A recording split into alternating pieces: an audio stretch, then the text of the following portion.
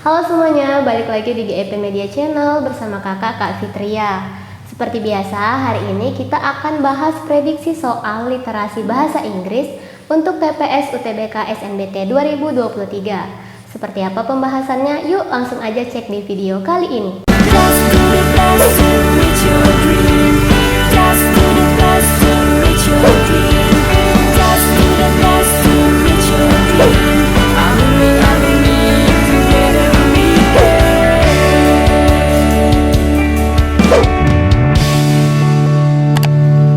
Mau belajar TPS UTBK 2023 versi kurikulum merdeka?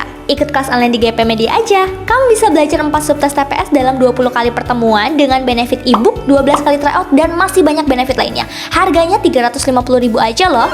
Ayo buruan daftar dan jangan ketinggalan. Kapan lagi kamu bisa ikut tryout UTBK gratis di GP Media kalau bukan sekarang? Siapa aja bisa ikutan loh, jadi jangan sampai ketinggalan. Bagi kalian yang lagi cari tryout UTBK dan ujian mandiri untuk masuk PTN, gak usah bingung karena GP Media menyediakan tryout UTBK dan ujian mandiri untuk beberapa PTN ternama di Indonesia. Mulai dari harga 25.000, kalian sudah dapat ribuan soal prediksi, video pembahasan, dan ada kelas online juga loh. Tunggu apa lagi? Yuk daftar sekarang! Oke, langsung aja kita ke pertanyaan nomor 1. Katanya, the following statements are true about Mahatma Gandhi except. Jadi, kalimat berikut ini yang benar tentang Mahatma Gandhi kecuali. Oke, kalau dia nanya kecuali, berarti kita harus cek nih semua opsinya satu persatu, ada nggak di teksnya. Ya, di sini katanya yang opsi A itu, Mahatma Gandhi studying in Britain was against Hinduism principle. Di sini kakak tuh biasanya pakai kata-kata unik. Sini kan ada kata Britain ya. Jadi kita langsung cek di teksnya itu yang mana yang ada kata Britainnya. Kalau kita lihat di sini itu ada di paragraf 3 ya. Gandhi had studied in Britain. Nah, ini artinya Gandhi telah belajar di Britain, itu Inggris maksudnya ya. Terus ada lagi kan was against Hinduism principle. Nah, kita cari kata-kata Hindu. Di sini ada di paragraf 1 ya. He was told that his Hindu religion did not allow voyages abroad. Jadi katanya dia diberitahu bahwa agama Hindunya tidak diizinkan untuk voyages, ini pelayaran, atau kalau di teks jadinya berpergian ke luar negeri. Nah, berarti benar ya yang A itu. Dia bilang kalau belajarnya Mahatma Gandhi ke Britain atau ke Inggris bertentangan dengan prinsip Hinduisme. Nah, ini yang benar. Berarti bukan itu jawabannya. Sekarang kita ke B. Katanya Mahatma Gandhi believe in non-violence, religious tolerance, and truth. Oke, katanya Mahatma Gandhi itu percaya atau meyakini tanpa kekerasan, toleransi beragama, dan kebenaran atau kejujuran. Kita bisa nemuin kata non-violence di paragraf 2 ya. Di sini ada kata he had three main beliefs, namely non-violence, religious tolerance, and truth. Dia punya 3 keyakinan utama yang disebut tanpa kekerasan, toleransi beragama, dan kejujuran. Berarti yang B itu juga benar ya, ada di teks. Yang C, Mahatma Gandhi learned and understood about some religions as well. Nah, kata yang unik di sini adalah di religions. Oke, kita cari. Religions itu ada di paragraf 1 di kalimat terakhir, katanya he also learned about other religions. Jadi dia juga belajar tentang agama lain. Oke, berarti yang ini juga ada di teks. Sekarang kita ke yang D. Mahatma Gandhi fought hard for unity of his nation. Jadi Mahatma Gandhi katanya itu fought, berjuang keras untuk persatuan bangsanya. Nah, ada kata unity. Unity di sini itu banyak dibahas di paragraf 3. Sini ya, he was in favor of Hindu-Muslim unity. Jadi favor itu artinya mendukung. Dia mendukung persatuan Hindu dan Muslim. Oke, berarti yang D ini juga benar ya. Mahatma Gandhi itu berjuang keras untuk persatuan bangsanya, karena di India itu agama yang sering bertikai itu adalah agama Hindu dan Muslim. Oke, kita cek yang E. Mahatma Gandhi did not like, tidak setuju dengan ide dari persatuan Hindu dan Muslim. Nah, ini kebalikan dari opsi yang D tadi ya. Jelas-jelas tadi yang D bilang he was in favor of Hindu-Muslim unity. Berarti yang kurang tepat itu adalah yang E. Karena dia minta yang kecuali, maka jawabannya itu yang E. Next, kita lanjut ke nomor 2. The passage above mainly deals. Teks di atas berkaitan dengan Mahatma Gandhi. Nah, ini ada apostrofi S yang berarti kepunyaan atau berkaitan dengan Mahatma Gandhi. Jadi kita cek dulu ya di opsinya. Yang A itu search for principles of history main beliefs. Jadi apakah teks di atas ini menceritakan tentang pencarian untuk 3 prinsipnya itu tadi? Itu memang disebut ya 3 main beliefs, tapi dia nggak ngomongin tentang bagaimana si Mahatma Gandhi ini mencari 3 keyakinan itu.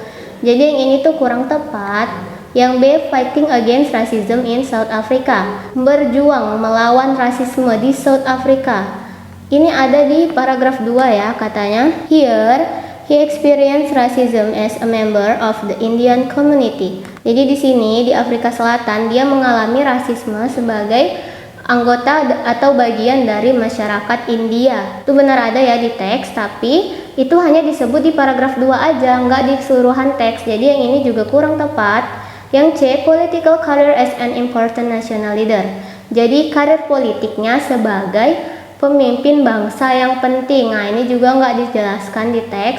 Yang D, experience to identify his life principles. Oke. Di sini ada kata experience. Nah, sebenarnya kan mainly deals, sebagian besar dari teks ini itu berkaitan dengan apa? Ini juga sama aja sih sebenarnya kayak kalimat utama.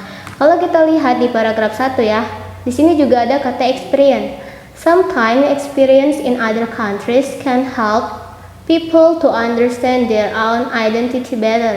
Jadi katanya terkadang pengalaman di negara lain dapat membantu seseorang untuk memahami identitas mereka sendiri dengan lebih baik. Kalau kita baca kan jadinya the passage above mainly deals with Mahatma Gandhi's experience to identify his life principle. Jadi teks di atas itu berkaitan dengan pengalaman Mahatma Gandhi untuk mengidentifikasi prinsip-prinsip hidupnya. Nah, ini yang tepat karena kalimat utamanya atau gagasan utamanya itu ada di tentang pengalaman hidup Mahatma Gandhi. Oke, jadi ini yang tepat ya. Kalau yang E itu kurang tepat, political struggle for India's independence. Jadi perjuangan politik untuk kemerdekaan India. Memang ada disebut sedikit-sedikit tapi tidak dijelaskan. Maka jawaban yang benar adalah D. Nomor 3 di sini katanya we can infer. Kayak ada kata infer. Infer di sini artinya simpulan. Jadi dapat kita simpulkan dari pernyataan berikut ini tentang Mahatma Gandhi kecuali. Nah, ada lagi kata kecuali. Sama ya kayak yang nomor 1 tadi, kita harus cari semuanya, kita cek di opsi ada atau enggak, sesuai atau enggak sama teksnya. Kita lihat yang opsi A katanya he understood Hinduism and Islam equally well.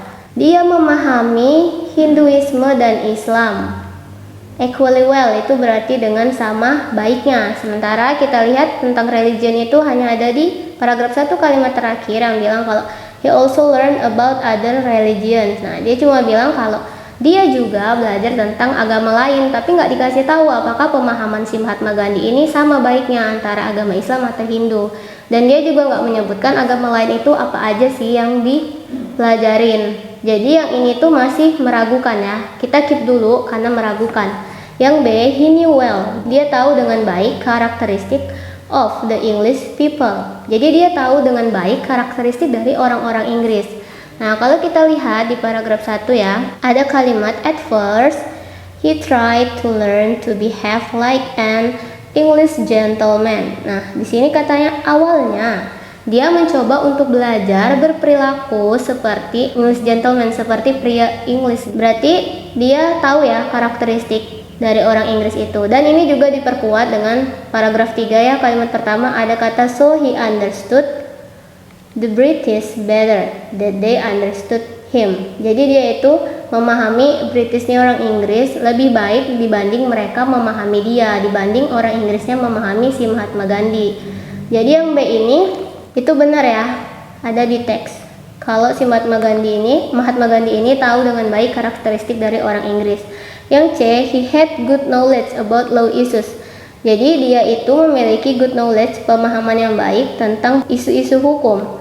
Iya dong, kenapa? Karena si Mahatma Gandhi ini he studied law in London. Jadi dia itu ke Inggrisnya itu dia belajar tentang hukum.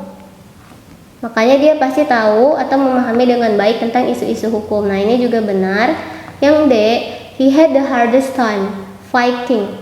He had the hardest time fighting for independence of his nation. Dia mengalami masa-masa berjuang yang sulit untuk kemerdekaan bangsanya. Ini kita lihat ada di paragraf kedua, kalimat terakhir. During the fight for independence, selama berjuang untuk kemerdekaan, he was often put in prison. Jadi dia itu sering masuk penjara. Nah, masuk penjara ini berarti dia mengalami waktu-waktu yang sulit selama memperjuangkan kemerdekaan. Maka yang D ini juga benar.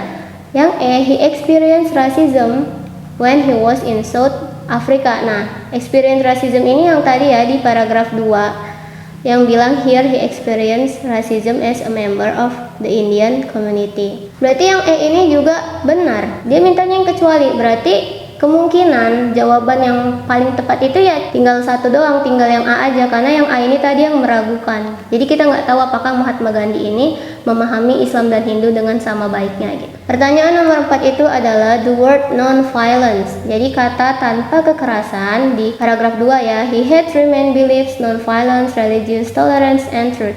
Nah, di paragraf 2 ya ditanya itu kata non-violence aja, kata yang tanpa kekerasan, can best be replaced by, dapat digantikan dengan baik oleh kata apa berdasarkan opsi. Kita artiin dulu yang favorable conduct ini artinya perilaku yang menguntungkan. Yang B, peaceful action, ini artinya aksi damai. Yang C, political spirit, berarti semangat berpolitik. Yang D, religious prejudices, ini berarti diskriminasi beragama atau diskriminasi agama. Nah, yang E, passive behaviors, berlaku pasif, perilaku pasif. Perilaku pasif di sini maksudnya ya udah diem aja gitu, nggak ngelakuin apapun. Balik lagi ke pertanyaannya, katanya kata non-violence, kata tanpa kekerasan, dapat digantikan oleh yang paling tepat kalau kita lihat artinya di sini yang B ya, dengan aksi damai. Kalau aksi damai udah pasti nggak pakai kekerasan. Oke, selanjutnya kita ke nomor 5. Nah, nomor 5 ini soal khusus untuk kalian latihan. Mahatma Gandhi got his university degree in. Mahatma Gandhi itu mendapatkan gelar universitasnya pada tahun berapa? Nah, di teks ini kan ada banyak tahunnya, ada 1869, 1887, dan lain-lain. Kalian tuh harus teliti ya, cari tahun berapa dia mendapatkan gelar dari universitasnya atau tahun berapa Mahatma Gandhi ini lulus. Bisa dimengerti ya soal yang terakhir ini. Mungkin cukup sekian dari kakak. Semoga bermanfaat and see you to the next video.